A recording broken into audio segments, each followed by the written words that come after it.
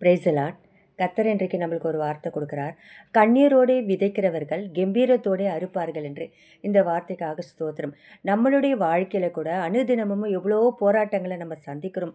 தீர்க்க முடியாத பிரச்சனைகள் மத்தியில் கூட நம்ம வாழ்ந்து கொண்டிருக்கிறோம். நம்மளுடைய ஒரு சாதாரணமாக நம்மளுடைய வாழ்க்கையை பற்றி மேல்புறமாகத்தான், இப்படி மேல்புறம் அப்படின்னா சிரிக்கிறது, பார்க்கறது, நம்ம பேசுறது, அதை மட்டும்தான் வெளிப்புறமாக காணுகிறவர்களுக்கு தெரியும். நம்ம உறவினர்களாக இருக்கட்டும் சரி, மற்றும் நம்மளை பார்க்குற அனுதினமும் நம்ம கடைக்கு போகிறதானாலும் சரி, எல்லா சூழ்நிலைகளையும் அவங்க பார்ப்பாங்க. ஓ, இந்த சகோதரிக்கு இந்த சகோதரனுக்கு ஒரு பிரச்சனை இல்லை, எப்போவுமே சிரிக்கிறாங்களே, எப்போவுமே பேசுகிறாங்களே, சந்தோஷமாக இருக்கிறாங்களேப்பா அப்படின்னு சொல்லிட்டு அவங்க இருதயத்தில் நினச்சிருப்பாங்க. ஆனால் நம்ம தனிப்பட்ட வாழ்க்கையில் நம்ம பார்க்கும்பொழுது, ஆண்டவருடைய சமூகத்தில் நம்ம உட்காந்து நமக்கு ஜெபிக்கும் பொழுது தார தாரியாக கண்ணீர் வரும் நமக்கு.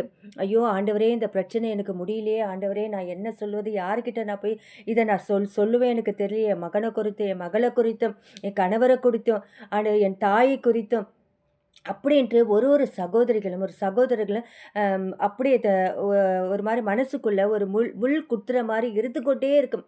எவ்வளோ ஒரு நம்ம நல்ல விஷயத்துக்கு போனாலும் சரி, நல்ல சந்தோஷமான ஒரு ஒரு விழாவில் கலந்துட்டுக்கிறாலும் சரி, நமக்கு அந்த ஒரு முள் குத்தினே இருக்கும்.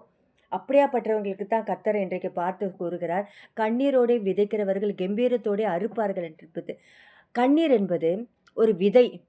அந்த விதையை நம்ம விதைச்சிட்டோமானால் ஆண்டவருடைய சமூகத்தில் நம்ம அதுக்கப்புறம் பார்த்தா ஒரு கம்பீரத்தோடு அறுப்போம். ஒரு நாளும் தேவனுடைய சமூகத்தில் நம்ம வடிக்கிற கண்ணீருக்கு அவருடைய துருத்தியில் வைக்கிறார் ஆண்டவர். நம்மளுடைய கண்ணீரெல்லாம் வீணாக போகலை. நம்ம சிந்துற கண்ணீரெல்லாம் ஒவ்வொரு துளியும் ஆண்டவர் அவருடைய துருத்தில வைத்து அதுக்கேற்ற பலனை கர்த்தர் இன்றைக்கு உங்களுக்கு கொடுக்குற வல்லவராய் இருக்கிறார். ஆகையினால எதை குறித்த கலங்காதுங்க. பல நாள் தீர்க்கப்படாத விஷயங்களை கூட பல நாள் தீர்க்கப்படாத விஷயங்களை கூட ஆண்டவர் இன்றைக்கு முடிய கர்த்தர் கிருபை பண்ணுவார். ஆண்டவர் மேலே விசுவாசமாக இருங்க. தன்னுடைய எப்படி என்ன சொல்கிறதுன்னு தெரியல, எவ்வளோ காரியங்கள் முடியல சொல்லிட்டு மனிதர்களால் நம்மளால் பல காரியங்கள் முடியுது. ஆனால் தேவனாலே, மனுஷனால் கூடாதவைகள் எல்லாம் தேவனாலே கூடும். விசுவாசமாக இருங்க. ஆண்டவருடைய சமூகத்தை விசுவாசம்தான் உலகத்தை ஜெயிக்கும் ஜெயம். ஆகையினால விசுவாசமாக இருங்க. ஆண்டவர் சமூகத்தில் ஜெபிங்க. மனுஷனை நம்புவதை பார்க்கிலும் கர்த்தர் பேரில் பற்றுதலாக இருப்பது நலம் என்று தேவன் நம்மளை பார்த்து சொல்கிறார். ஆகையினால மனுஷர் மேலே நம்பிக்கையே வைக்காதுங்க. ஆண்டவர் மேலே எப்பொழுதும் பற்றுதலாக இருங்க. ஆண்டவர் மேலே நம்பிக்கையாக இருங்க. கர்த்தர் இதை எனக்கு செய்வார். எதை செஞ்சாலும் ஆண்டவர் நன்மைக்கு எதுவாகத்தான் முடிவார்.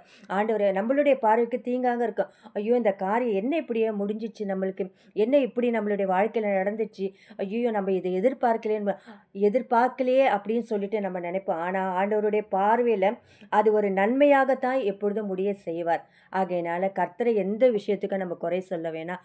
ஆண்டவர் மேலே நம்ம நம்பிக்கை இழக்க வேண்டாம். கர்த்தர் எல்லா காரியத்திலும் முன்னின்று நமக்கு ஜெயமாக அருள் செய்வார். ஒரே ஒரு காரியம் மட்டும் செய்யுங்க. ஆண்டவருடைய சமூகத்தில் அழுது ஜெபிங்க. கண்ணீராக்கப்பட்ட அந்த விதைங்க ஆண்டவருடைய சமூகத்தில். நம்ம ஒரு நாள் இல்லை ஒரு நாள் அது கம்பீரத்தோடே அறுப்போம், நிச்சயம் அறுப்போம். கர்த்தர் அதுக்கு கிருபை செய்வார். கவலைப்படாதுங்க. இன்று கர்த்தர் உங்களுடைய வாழ்க்கையில் பெரிய காரியங்களை செய்து கண்ணீரோடு விதைக்கிறவர்களுக்கு கம்பீரத்தோடு அறுக்க கர்த்தர் கிருபை செய்வாராக.